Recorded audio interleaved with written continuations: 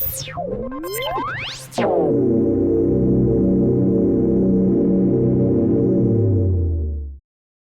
is your weekly report on corruption in the Philippine government. The Sandiganbayan has sentenced 5 former ranking officials of the Philippine National Police to up to 40 years of imprisonment for graft in connection with the fictitious or ghost repair and procurement of spare parts for the PNP's armored vehicles from 2007 to 2008, in a 265-page decision promulgated on the 11th of December, 2025 but uploaded on the Sandiganbayan website only on Tuesday. The Anti-Graft Court's 4th Division found 5 former officials of the PNP Logistics Support Service, Bids and Awards Committee guilty of 4 counts of violation of Section 3E of Republic Act 3019 or the Anti-Graft and Corrupt Practices Act, sentenced to 6 up to 10 years of imprisonment for each count of the offense, or a total of 24 to 40 years were former LSSBAC Chairman Colonel Emmanuel Ojeda, former Vice Chairman Colonel Ruel Levin Labrado, former Assistant Chief for Administrative and Resources Management Division and LSS Purchasing Officer Lieutenant Colonel Josefina Dumanu, and LSSBAC members Major Annalie Foro and Master Sergeant Victor Padeo. Meanwhile, found guilty of 2 counts each of graft were former LSS Inspection Officer Lieutenant Colonel Walito Tuban and Non-Uniformed Personnel Supply Accountable Officer Yulito Fuentes. Also found guilty of 1 count each of graft were former LSSBAC member Lieutenant Colonel Henry Duke and former Property Inspector for the Directorate for Comptrollership NUP Alex Beramida. They were likewise sentenced to 6 up to 10 years of imprisonment for each count of the offense. All of those convicted were also perpetually disqualified from holding public office and to indemnify the government a total of 83.897 million pesos in civil liability. The court, on the other hand, acquitted former PNP Chief Avelino Razan Jr., former Directorate for Comptrollership Management Division Acting Chief Lieutenant Colonel Rainier Espina, former PNP Accounting Division Chief Antonio Retrato, and several private suppliers of graft and malversation of public funds through falsification of public documents for failure of the prosecution to prove their guilt beyond reasonable doubt. Filed by the Office of the Ombudsman in 2013, the cases stemmed from the allegedly anomalous transactions amounting to 397.58 million pesos relating to the supposed repair and maintenance of 28 units of V-150 light armored vehicles of the PNP in 2007 to 2008. The Ombudsman said the accused PNP officials made it appear that they purchased spare parts, engines, and transmission assemblies for the repair and maintenance of the vehicles when in fact there was no actual purchase nor delivery of the items. Instead, the accused PNP officials, in collusion with the suppliers, falsified supporting documents such as the invitation to bid, minutes of bidding, recommendation of award, purchase order, delivery receipts as well as certifications of inspection and acceptance, the court noted. Meanwhile, the National Police Commission is investigating retired Brigadier General Jezebel Imelda Medina, former director of the PNP Health Service, for possible corruption, which surfaced as a result of other issues being linked to her. Philippine Army Chief Lieutenant General Antonio Navarrete on Friday ordered the immediate relief of a senior officer who allegedly withdrew his personal support for President Ferdinand R. Marcos Jr. through a social media post. By the direction of Commanding General, PA, Colonel Audi Mongayo was immediately relieved from his post and put into attached unassigned status to give way for a thorough investigation by Training Command, PA. Army spokesperson Colonel Luis D. Maela said in a message to reporters. Mongayo reportedly withdrew his personal support for President Marcos effective the 9th of January. He did not give a specific reason for action but said the Filipino people is worth fighting for. In a Facebook post, Training Command Head Major General Michael Legico confirmed that Mongayo is assigned to his unit and is currently on New Year's break status. My command has exerted all efforts to reach out to him but has so far been unsuccessful. Effective last night, I have relieved him from his post as Commander Training Support Group and is now placed in the attached unassigned office of the Commander Training Command. Investigation is underway to determine possible administrative and legal charges that may be imposed upon him in relation to his online statement, he added. Despite this, Legico said they are still reaching out to Mongayo so they can extend emotional support. He is still my responsibility. The PA remains professional and steadfast behind our mandate, loyal to the Constitution and the chain of command, he added. Iloilo City Police Office Director Colonel Kim Legada was relieved of his post effective Thursday due to lapses in the conduct of investigation and assessment related to the death of Dunas, Iloilo Vice Mayor Amy Paz Lamazon, Police Regional Office 6, Western Visayas Deputy Regional Director for Operations, Colonel Roland Bulalacao, temporarily assumed as officer in charge, while Legada has been recalled to the regional headquarters. PRO6 Regional Director Brigadier General Josefino Ligon announced in a press conference on Friday. Also relieved from post and reassigned to the regional headquarters was ICPO Station 2 Commander, Captain Jeffrey Delgado. As a matter of procedure, because we saw that there were lapses indeed, it is incumbent upon me to replace and relieve the city director and the station commander, pending investigation, Ligon said. He said the fact that there was an order for the scene of the crime operatives not to proceed to the place of the incident is already a lapse in the procedures. In every crime scene, especially a shooting incident, Ligon emphasized that there has to be a SOCO team to process the crime scene. Yet, on that day, there was no processing, he noted.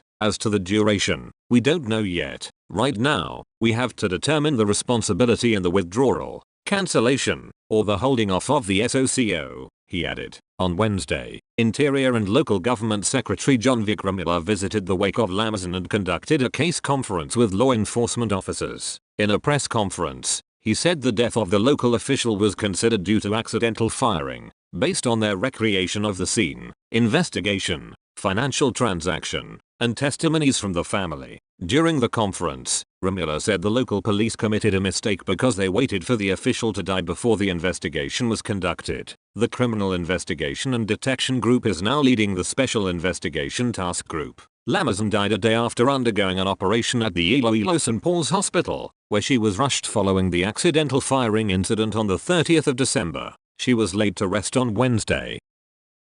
A 77-year-old man was hacked to death by a former soldier in Barangay Mala West, Buguay, Cagayan on Sunday afternoon, the 4th of January. Police identified the victim as Dencio. Investigation said the suspect one allegedly hacked the victim using an approximately 18-inch bolo multiple times in the head and body until he collapsed. A concerned citizen reported the incident to the Buguay police station. Responding police officers found the body of the victim. The suspect fled on a motorcycle and was arrested during a follow-up operation in his residence. Police recovered the bolo used in the attack. The suspect was a soldier who went absent without official leave and has a warrant of arrest for rape case which was served when he was apprehended. He is detained at the Buguay police station and facing a murder charge. Follow-up investigation is ongoing. A barangay captain in Mandawi City found himself in hot water after he was caught driving a motorcycle without a helmet in a busy street. The Land Transportation Office Central Visayas has issued a show cause order against Basok Barangay Captain Felipe Diono, who was also seen in a viral video disregarding a traffic light. LTO7 Chief Glenn Galerio also ordered the suspension of Diono's driver's license for 90 days. The issue stemmed from a video that has gone viral on social media showing Diono driving a motorcycle on a busy street in Mandawi without a helmet on the 5th of January. The traffic light was red when Diono reached an intersection. While other vehicles stopped, Diono drove off, disregarding the traffic signal. When the video widely circulated, Diono issued a public apology through a Facebook video. He also paid his fine at the traffic office of Mandawi. Despite the barangay official's admission of committing a traffic violation, the LTO7 still opted to look into the matter. Failure to wear a prescribed motorcycle helmet and reckless driving while proceeding through a red traffic light were among the violations cited by LTO7. The official has been directed to appear personally and submit a written explanation comment before the LTO7 Operations Division at Nbaculso Avonbu, Cebu City on Friday, the 9th of January, 2026. The LTO7 said in a statement, Diono was required to show cause why his driver's license should not be suspended or revoked for being an improper person to operate a motor vehicle pursuant to Section 27 of Republic Act 4136. He has also been ordered to surrender his driver's license and present the official receipt certificate of registration of the subject motor vehicle on the date of the hearing. Diono's driver's license and motor vehicle registration have been placed under alarm status, preventing any and all transactions while the case is under investigation. The order warns that failure to appear and file the required explanation comment at the stated time and place shall be construed as a waiver of the right to be heard and will result in the office resolving the case based on available records, the LTO7 said. A policeman killed 3 police officers and a civilian in Barangay Tubtuban, Sibulan, Negros Oriental, on Friday evening, The police regional office Negros Island region reported. Those killed were Sibulan Police Station Chief Captain Jose Adrahal Simafranca, Senior Master Sergeant Tristan Chua, Patrolman Ray Albert Temblor, and Sheila May Dananeo. A police report said that at around 9:35 p.m. Friday, Dananeo was allegedly shot by Staff Sergeant Bonifacio Sacan, a member of the Sibulan Police Station, inside SAB Resto Bar. Sacan was then arrested by 3 responding police officers, but while en route to the police station aboard a vehicle, he reportedly shot them. They were on board a Mitsubishi Lancer with plate number JDP 808, owned by Simafranca. The suspect later fled but voluntarily surrendered at 10:40 p.m. at the Tanjay City Police Station. He is currently under police custody and undergoing custodial investigation, inquest proceedings, and administrative processing. Brigadier General Arnold Thomas Ibe, PRONIR Director, has directed the activation of a special investigation team to handle the case and ensure that the probe is thorough, evidence-based, and free from undue influence. There will be no whitewash. This investigation will be conducted with full transparency, and anyone found liable will be held accountable under the law, he said. The PRONIR assured the public that it remains firmly committed to accountability, professionalism, and the rule of law, especially in incidents involving police personnel. A police officer assigned to the Tabagan Municipal Police Station has been taken into custody and is facing possible criminal and administrative charges after allegedly assaulting a person with disability. The Cebu Police Provincial Office confirmed that the officer was involved in a reported mauling incident in Tabagan, Cebu, involving a person with a disability. The case later drew public attention after videos and posts related to the incident circulated on social media. In the viral CCTV footage, both parties were riding motorcycles when they reached the area where the incident occurred. The Tabagan cop stopped his motorcycle in front of the victim, disembarked, and allegedly punched the victim several times, causing him to fall from his motorcycle. The officer continued to assault the victim even after he had fallen to the ground and attempted to walk away from the scene. Police said responding personnel immediately conducted verification upon receiving information about the incident, proceeded to the hospital where the victim was brought, and coordinated with the victim and the victim's family to document the case. The police officer involved is now under the custody of the Tabagan Municipal Police Station. Authorities also took custody of his issued firearm and other police equipment as part of standard procedure while the investigation is ongoing. In a statement, CPPO Provincial Director Police Colonel Abubakar Mangalan Jr. said the officer's actions are being treated seriously, noting that acts of abuse or violence, particularly against vulnerable individuals, will not be tolerated. Police said both criminal and administrative proceedings will be pursued against the Tabagan cop based on the results of the investigation, which remains ongoing. The CPPO added that the case will be handled with transparency and due process, stressing that accountability applies to all members of the police force regardless of rank or assignment.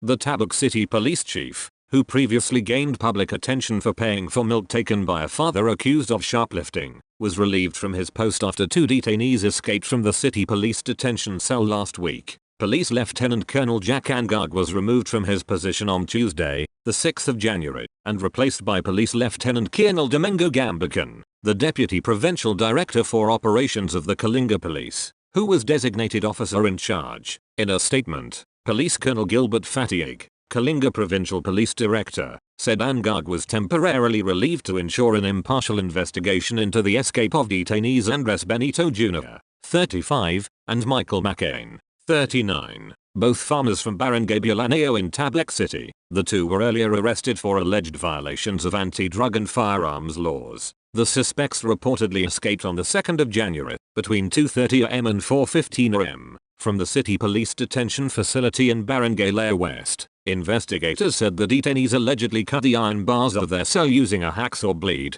squeezed through the railings atop a concrete wall, passed through a narrow opening, and slipped into an alley leading to the station's first floor before exiting through a rear door toward the provincial road. Probers recovered a wooden-handled hacksaw blade from a toilet, cut iron bars, and a bolt cutter found in a nearby field. Police have appealed to residents to report any information that could help in the rearrest of the suspects.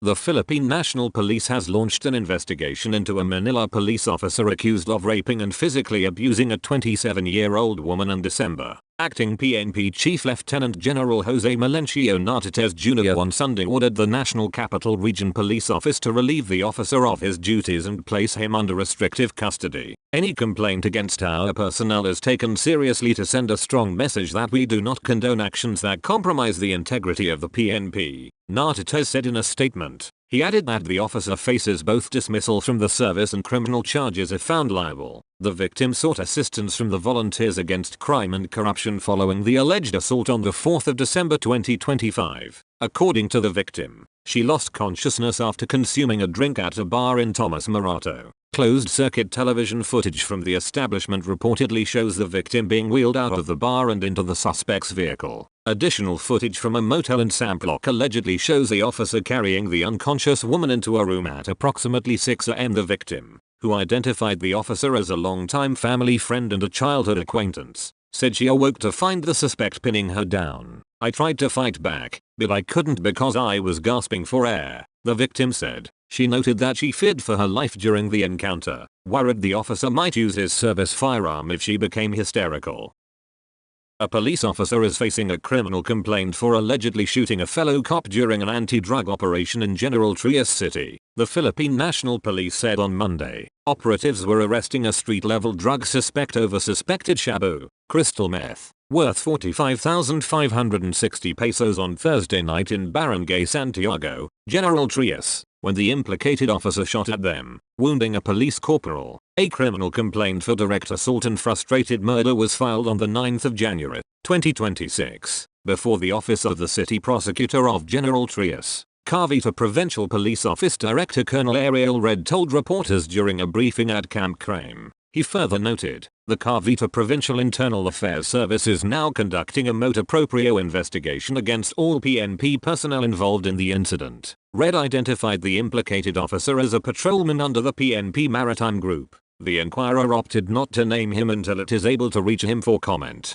According to the Cavite police chief, the patrolman was at his parents' house, about 200 meters away from the site of the anti-drug operation. During the initial investigation, he heard some noise. He saw some people away from his parents' residence, Red explained. So he went there. Approximately, the distance from which he fired was 34 meters from the incident, he added in Filipino. Article continues. After this advertisement, Red later stressed that the patrolman and the drug suspect were unrelated. The police corporal was hit in the lower back, prompting the operatives to return fire. Red said, the patrolman was reportedly sent back to his parents' house, where police later tracked him down and arrested him. Asked whether the patrolman fired multiple shots, the Cavite police chief said they recovered only one slug from the scene. In a separate statement, the Cavite police said they recovered the patrolman's Taurus 9mm pistol with PNP markings. Red said the patrolman is detained at the General Trias Component City Police Station. Meanwhile, the wounded police corporal was taken to the Gentry Doctors Medical Center for treatment. The Cavite police chief said the wounded officer has since received 50,000 pesos in financial assistance from the regional police. The regional director of the Department of Labor and Employment 7 filed a complaint before the Office of the Ombudsman Visayas against a legal officer of the city traffic management system and an associate city prosecutor in Lapu-Lapu City. The complaint includes grave misconduct, gross negligence, gross ignorance of the law, conduct prejudicial to the best interest of the service, violation of Republic Act No. 10173, violation of Republic Act No. 3019. And violation of Republic Act No. 6713. The complaint stemmed after lawyer Roy Bunafe's daughter, Maria Emilia Teofista Bunafe, was involved in a vehicular accident in Lapu-Lapu City on the 7th of February, 2025. Bunafe's daughter was held liable in the accident, based on the affidavit of Sherwin Tampas, the traffic enforcer of CTMS. A complaint of reckless imprudence resulting in property damage was then filed by Emi Vidal Machuog, the complainant, against the other party involved in the vehicular accident. In his affidavit, the DOLE7 director argued that lawyer Hans Daniel Sinagbuhan, the legal officer of CTMS, had enticed Tampas to execute an affidavit and notarize it. Bunafe said that such an unlawful notarial act of Sinagbuhan caused unwarranted benefits to Machuog. Hence, it should be considered as a corrupt practice punishable under the law. The holding of office of a notary public in one of the local government unit's properties constitutes blatant disregard for the norms of personal conduct that public officials and employees must observe as part of the standards in the discharge. and execution of official duties, one of which is to uphold public interest over and above personal interest, Bunaif said in his affidavit. These acts, according to Bunaif, constitute grave misconduct, gross negligence, and violation of RA number 3019 and RA number 6713. Bunaif also filed a separate complaint against Lapu-Lapu City Associate City Prosecutor Lawyer Irish Claire Cantillas Solver before the Ombudsman for grave misconduct, gross ignorance of the law, and conduct prejudicial to the best interest of the service, and violation of RA number 10173. Bunaif's complaint against Solver stemmed after the prosecutor dismissed the criminal complaint for violation of RA 10173, or the Data Privacy Act, filed by his daughter against Machuog on the 16th of April, 2025. Bunaif claimed that the photo of his daughter's driver's license, attached to the reckless imprudence resulting in damage to property complaint, was illegally obtained by Machuog. He said that Machuog took a photo of the driver's license of his daughter using her mobile phone without consent while they were being investigated by the traffic investigator. Bunaif's daughter filed a motion for reconsideration on the 28th of May, 2025, but was eventually denied by Solver on the 16th of June, 2025. In her resolution, Solver said that the driver's license photo was necessary for the establishment of a legal claim. 11 regional and district executives of the Department of Public Works and Highways have been relieved, as part of an ongoing cleanup of the agency at the center of investigations on massive anomalies in flood control projects. At a press briefing yesterday, Secretary Vince Dizon said the 11 comprise the initial batch of officials dismissed for various reasons, as his leadership team in the DPWH continues its house cleaning. We are officially relieving them today, Monday, for various reasons, specifically because there are ongoing investigations here which I cannot fully disclose to you, but suffice it to say we are investigating a lot of people in the department, Dizon said. He said he would be signing the official orders for their relief in the next day or so. Of the 11 officials sacked, 4 were regional directors: Ronald Tan of Region 1, Jovel Mendoza of Region 4A, Virgilio Edit of Region 5 and Danilo Villa of Region 7. Also relieved were Assistant Regional Directors Neil Ferrell of Region 4B and Annie Della Vega of Region 5, along with District Engineers Raul Umali of the 3rd District of Metro Manila and Manny Biruzan of South Manila District Engineering Office. Order dismissed after being found ineligible by the Civil Service Commission were District Engineers Cheryl and Gonzales La Union, Roy Pakanan, Iloilo City and Peter Skella Soco, Lete, because they have not met CSC qualification standards, Dizon said. He said the DPWH has new merit requirements for all officials, specifically district engineers, assistant district engineers, regional directors and assistant regional directors. We will make requirements for qualifications of officials in the department tougher and stronger. This will come in the next few weeks. This is the initial batch of those relieved, he said. With the dismissal of 11 regional and district officers, a reshuffling in the department will follow, according to Dizon. A police officer stabbed his co-accused colleague on Tuesday morning while they were both in restrictive custody at Camp Crame, Quezon City, over a 13.45 million pesos theft case, a police report said. The report noted that the incident occurred in the facility's kitchen, where both officers and 4 other co-accused cops were being held ahead of their preliminary investigation before the Quezon City Prosecutor's Office later scheduled on Tuesday. According to the police report, the victim, an executive master sergeant, first entered the kitchen, followed shortly by the perpetrator, a senior master sergeant. The senior master sergeant suddenly drew a kitchen knife. Upon noticing this, the executive master sergeant rushed toward him and embraced him in an attempt to restrain him, the report explained. However, while in that position, the senior master sergeant stabbed the executive master sergeant in the back, it added. The victim was rushed to the nearby PNP General Hospital for medical attention and is currently under observation due to blood loss, the police report noted. An initial investigation showed that the officer on duty overseeing the cops in restrictive custody reported the senior master sergeant's sudden change in behavior earlier on Tuesday morning,